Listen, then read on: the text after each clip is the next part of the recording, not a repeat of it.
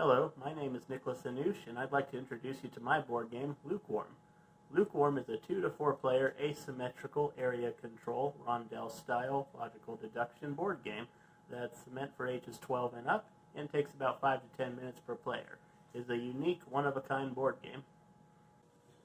The story of Lukewarm is this. The sun and the wind are engaged in a contest to see who is the strongest, and poor Luke here has been drawn into the middle of their temperature tug-of-war, where they'll try to change his temperature up and down, back and forth.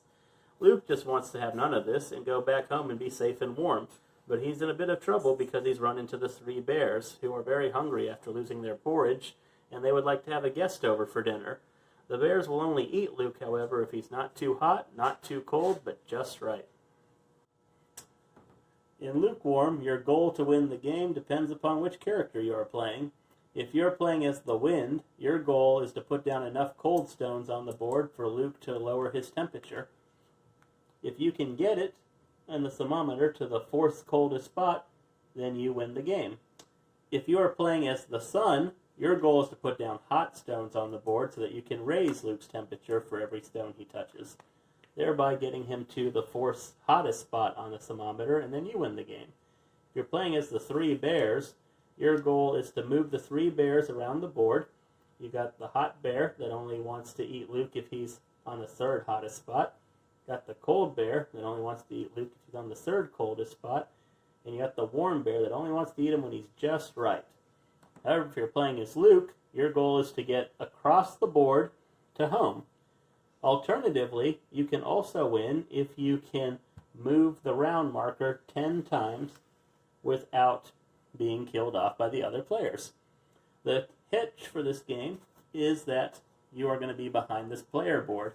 Luke is over here the whole time and cannot see the board, so he has to be very careful and listen to clues to know how he can get across the board. There are 4 phases to Lukewarm. The first phase is the NLP phase, or non-Luke player phase, where anyone who's not playing as Luke gets to take their 2 turns, or if it's a 2-player game, takes 3 turns. You can do one of 4 actions on your turn. You can, for example, move stones that are already on the board to another space. You can place stones onto the board. You can choose to turn a wheel, 1/4 turn. You can choose to do nothing, so that you can then take some stones and store them up so that you can play more stones on a later turn. Or you can choose to use one of your character's special actions. If you're playing as the wind, you can play a token to put it on the board and freeze a wheel so it can't be turned until the next round. If you're playing as the sun, you can go and play a token so that you can then take the warm marker, put it on the board, and if Luke ever steps on it, he'll get really hot right away. And if you're playing as the bears, you can play a token to move one of the bear markers to another spot on the board, where if they ever land on Luke, then they may change his temperature up 1 or down 1. Next comes the clue phase, where every player must give Luke one objectively true fact about what's in front of his pass in the board. They can say hotter, colder, very hot, very cold, very warm, or clear based on what's in front of his pass or to the sides. For example, this is what one clue phase could sound like. You're getting colder. You're getting warmer. You're getting very cold. After the other players have given Luke the clues and they've been talking loudly about what actions they've taken, it's now time for Luke to make some deductions. Remember that Luke has been behind this player board the whole time and doesn't know what exactly the board looks like. So he has to use his up to 4 actions very wisely so that he can make it across the board alive. Here's what Luke can do with his actions. He can, up to 4 times, take up 1 stone off the board. If he can correctly guess where a stone is, then the players will take it off. If he's wrong, then they won't. He can choose to rotate 1 wheel clockwise or counterclockwise. He can choose to move the Luke marker 1 adjacent space.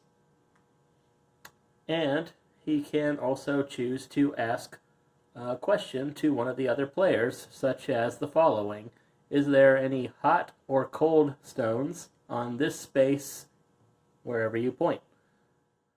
Lastly comes the results phase, where Luke can take away the player screen and look at the board for himself. At this point, the results are applied. First off, what would happen is that if Luke had stepped on the warm marker, that would be applied first. Then comes the stones, and then lastly comes the bears. So what would happen here is he'd go up 1 for the hot, but then he'd go down 1 for the cold, being the same temperature, and then the stones would be taken off. If he had landed on a bear and he was the correct temperature, such as if he had landed on this warm bear, then he would be the right temperature and he'd be eaten by the bears. So if he has survived all of this and he has moved, then you would move the token of the tracker, and if he made it to home, then he would win the game. If Luke is still in the game, then what would happen is you would simply make sure that Luke is facing the direction the Luke player wants him to face. The next player would become the first player, and you would set up the player screen, and you would just start over again with the NLP phase. Continue as necessary until one person has won the game. I hope that Lukewarm has piqued your interest. Thank you for your time and for your consideration.